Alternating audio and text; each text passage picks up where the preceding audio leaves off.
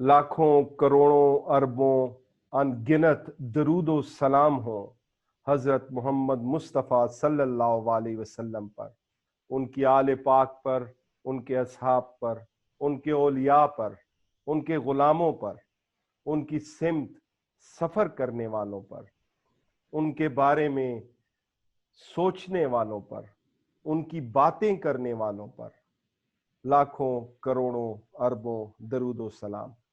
मैं तमाम सामईन नाजरीन को मूव टीवी 786 के प्लेटफॉर्म से वेलकम करता हूँ। आज की का जो सेशन है वो ईद के हवाले से है।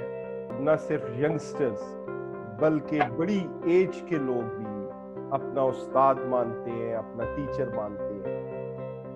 एक ऐसी शख्सियत जो बहुत सौ लोगों की, बहुत हजारों के करीब लोगों की जिंदगियों में रोशनी बनकर अपना किरदार अदा करते हुए आज हमारे साथ मौजूद है सैयद हसन अब्बास। हमारे साथ माजिद, खैरियत से ठीक ठाक है आप?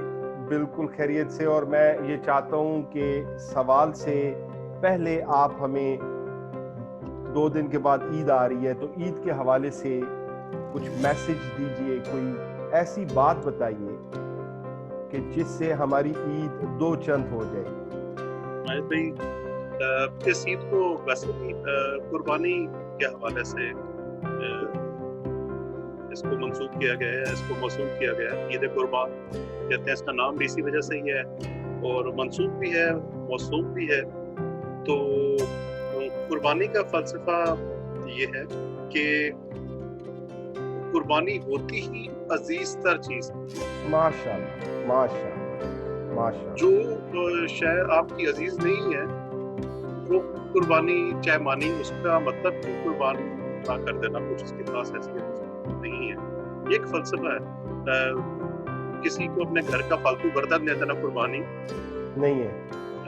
किसी को अपने पुराने कपड़े उसके हवाले कर देना कुर्बानी नहीं है। कुर्बानी तब कहलाएगी जब आपको उन कपड़ों की भी उतनी ही जरूरत होगी जितनी के किसी दूसरे को है। और चूंकि इस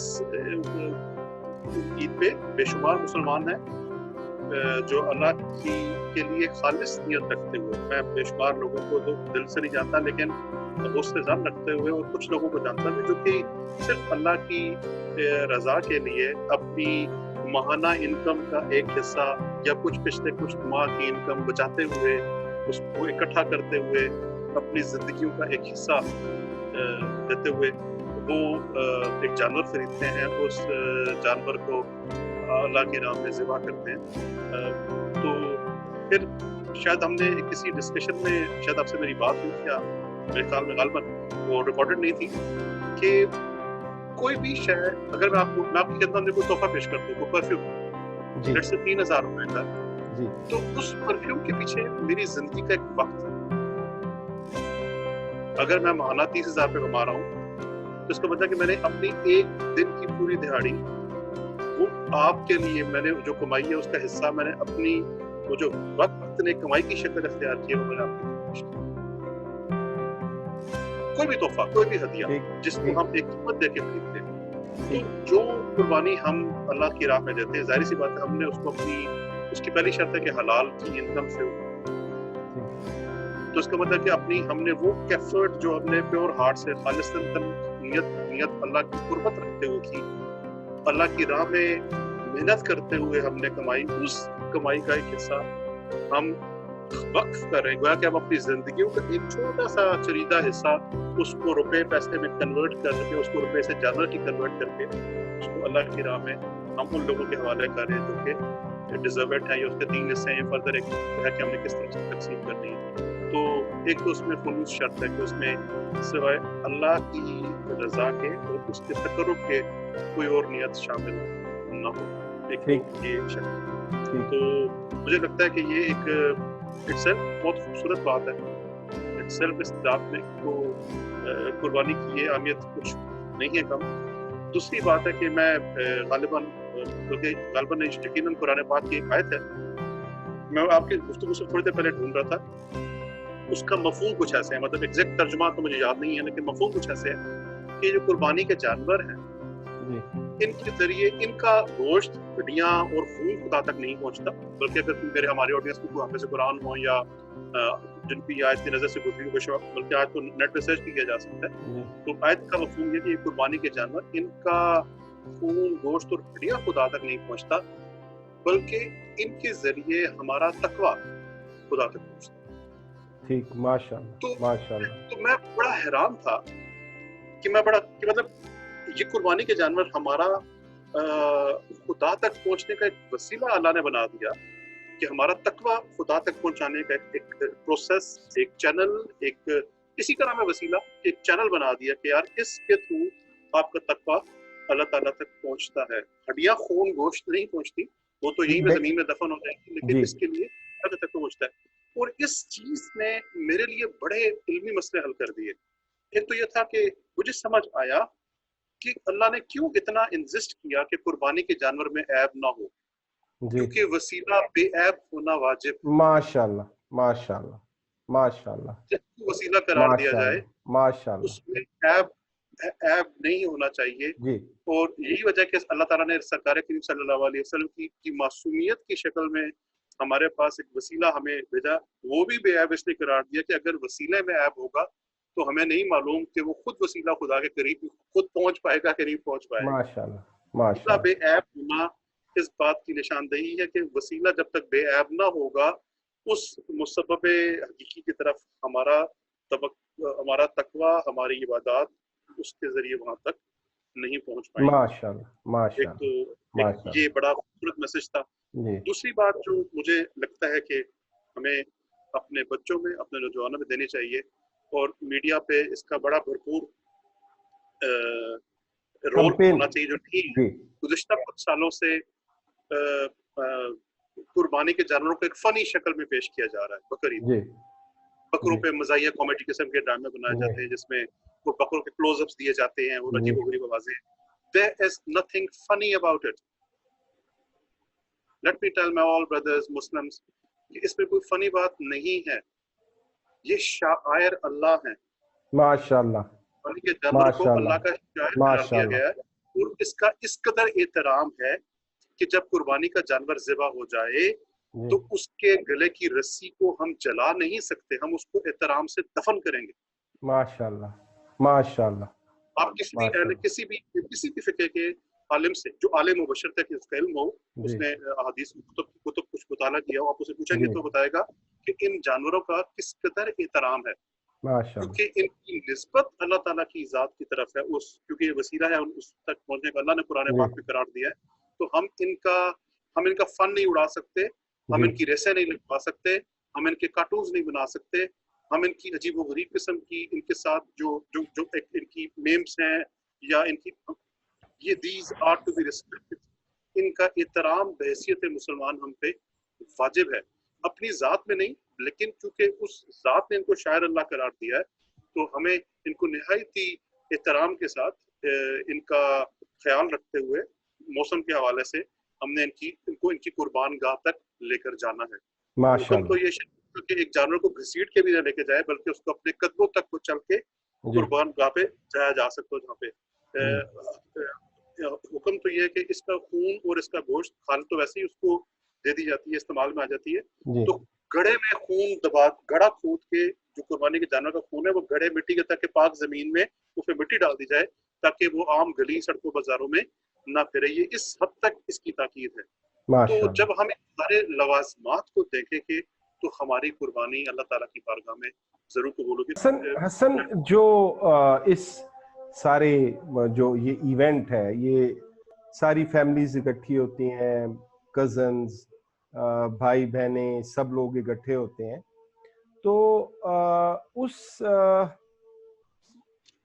فیل کے اندر سم ٹائمز جو غرباء ہیں, جو مساکین ہیں, جو حقدار ہیں, جو لاچار ہیں, جو بوڑھے ہیں, ان کے حوالے سے کچھ ینگسٹرز کو ضرور ایڈوائز کریں کہ عید کے حوالے سے ہم کیا کنٹریبیوشن کر سکتے ہیں, کیا ہم ایسا کر سکتے ہیں کہ جس سے اللہ اور اس کے حبیب خوش ہوں. مساکین اور غربا کے حوالے سے. جی ایک حدیث نظر سے گزری میری. جی اگین اللہ تعالیٰ مجھے معاف فرمائے کہ اگر کچھ اس میں الفاظ کا رد و بدل ہو جائے. اس کا مفہوم کچھ ایسا تھا کہ تین چیزوں کے ہم مالک ہیں. جی جو ہم نے پہن لیا, جو ہم نے کھا لیا, جی. اور جو ہم نے کسی کو دے دیا ہم اس کو. ماشاء اللہ. مجھے لگتا ہے کہ ہمیں دینے کی عادت بنانی چاہیے. ماشاء اللہ. بالعموم زندگی میں اپنی گاڑیوں میں ایک چھوٹی سی عادت ہے. آپ سب سے آپ اپنی پلیز کو ڈیولپ کوشش کریں. اپنے پاس کچھ ریزگاری گاڑی کے ڈیش بورڈ پہ سامنے رکھ لیں, کہ اس کے گلو باکس میں رکھ لیں.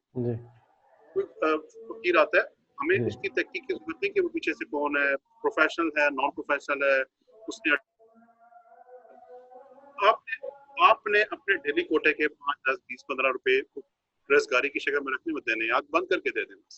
ٹھیک ہے. اس سے آپ کو عادت پڑے گی, وہ یہ آپ کو دینے کی عادت پڑے گی. ٹھیک ہے. ٹھیک ہے. آپ دینے والا لینے والے کے بیک گراؤنڈ کی تحقیق نہیں کرتا. ٹھیک. ماشاء اللہ. ٹھیک. لینے والے کے بیک گراؤنڈ کی تحقیق جو ہے وہ پولیس کا کام ہے. جی لینے والے کا کام جی ممنوع ہے. جی طریقت میں محبت کے دین ہے, بلکہ محبت جو اس کا شاعر محبت میں منع ہے. جی آپ کا کام دینا ہے, آپ دیں. جی. تو جب آپ ریگولر عادت بنا لیں گے تو قربانی کا جو فلسفی ہے وہ بھی اس کے پیچھے دینا ہی ہے. جی ماشاء اللہ. واصف صاحب فرماتے ہیں کہ جو آپ کے پاس مانگنے کے لیے آتا ہے, اصل میں وہ آپ کو دینے کے لیے آتا ہے. اس کو خالی ہاتھ نہ لوٹائیں. جو مانگنے کے لیے آتا ہے وہ دینے کے لیے آتا ہے. حسن, کوئی ایکٹیویٹی سجیسٹ کریں عید کے حوالے سے بچوں کو, کہ وہ عید والے دن 3 دن ہم سیلیبریٹ کرتے ہیں. عید والے دن مساکین غربا کے لیے کوئی اسپیسیفک ایکٹیویٹی سجیسٹ کریں حسن, جس کو وہ شوق سے کریں, ٹھیک اسی شوق سے جس شوق سے قربانی کی جاتی ہے, جس شوق سے ایک سیلیبریشنز ہوتی ہیں. کوئی ایکٹیویٹی سجیسٹ کریں. کھانا کھلائیں تھے اپنے ساتھ بٹھا کے. جی بسم اللہ. اللہ کو کھانا کھلانا بہت پسند. بسم اللہ. بسم خدا اللہ. کو پسند ہے, مطلب لنگر کھلائے انہیں. انبیاء کے گھر, انبیاء کے ڈیرے, جی ہمیشہ آپ اولیاء کے ڈیرے آپ کو وہاں پہ ہمیشہ لنگر جاری ہوں. جی تو میرے خیال میں اس سے بڑی کوئی نہیں ہونی چاہیے. جی بلکہ مجھے یہاں سے اس پہ ایک آپ کے گھر میں کوئی بھی شخص کھانا کھا رہا ہے, جو آپ کی 4 دیواری میں رہ رہا ہے, آپ کا ملازم ہے یا نہیں ہے, ٹھیک ہے, کسی اور جاب پہ ہے کہ نہیں ہے, آپ کے فوڈ مینیو میں اور اس کے فوڈ مینیو میں فرق اللہ کو غضبناک کرے گا. اچھا ٹھیک. اگر آپ خود مرغ کھا رہے ہیں اور اس کو آپ نے دال دی ہوئی ہے تو یہ خدا کے غضب کا باعث ہے. ٹھیک. کوشش کریں کہ جو آپ خود کھا رہے ہوں ایگزیکٹلی وہی مینیو, وہی فوڈ کا تعداد کمی بیشی تھوڑی بہت ہے, لیکن آپ اس کو اس کے ذائقے سے محروم نہ رکھیں. ٹھیک. یہ آپ یوں سمجھ لیں کہ اگر آپ کہیں جائیں, کسی آفیسر کے پاس جائیں اور وہ آپ کے سینئر افسران کو تو اپنے ساتھ بٹھا کے کھلائے اور آپ کو باہر دروازے کے باہر بٹھا دے اور آپ کو باہر پکوڑے کھلائے, خود بیٹھ کے اندر وہ مرغ کھائے, تو آپ کیسا لگے گا؟ وی ول ناٹ لائک اٹ. تو کوشش کریں کہ جو آپ چھت تلے جو بھی شخص ہے اس کے مینیو میں اور آپ کے دسترخوان کے مینیو میں فرق نہ ہو. جی ماشاءاللہ. تو آپ کی ایڈوائز بچوں کے لیے, اسپیشلی میں یہ چاہ رہا ہوں کہ جو ٹین ایجرز ہیں ان تک آپ کی بات پہنچے, کہ وہ جس شوق کے ساتھ وہ عید مناتے ہیں اسی شوق کے ساتھ اہتمام کرتے ہوئے غریبوں مسکینوں کو کھانا کھلائیں. ماشاءاللہ. میں بہت مشکور ہوں حسن اس سیشن میں جو آپ نے میسیجز دیے, وہ نہ صرف علم میں اضافے کا باعث بنے بلکہ مجبور کرتے ہیں اس بات پہ کہ ان پہ عمل کیا جائے, جیسا کہ آپ نے قربانی کے جانوروں کی عزت اور ان کے احترام کے حوالے سے بات کی کہ ان کا مذاق نہ اڑایا جائے, اور پھر جو فلسفہ قربانی کا اور اس کے ساتھ جو غربا اور مساکین کے حوالے سے ان کی مدد کرنے کے حوالے سے جو آپ کی ایڈوائز ہے کہ ان کو کھانا کھلایا جائے اور اہتمام کے ساتھ کھلایا جائے. میں بہت زیادہ ممنون ہوں, آپ کی موجودگی سے میری عزت میں اضافہ ہوا, اور میری دعا ہے کہ اللہ پاک آپ کو مزید اپنے اور اپنے محبوب کے قرب سے ہمکنار کرے. بسم اللہ سر, بہت شکریہ. اللہ حافظ. اللہ حافظ.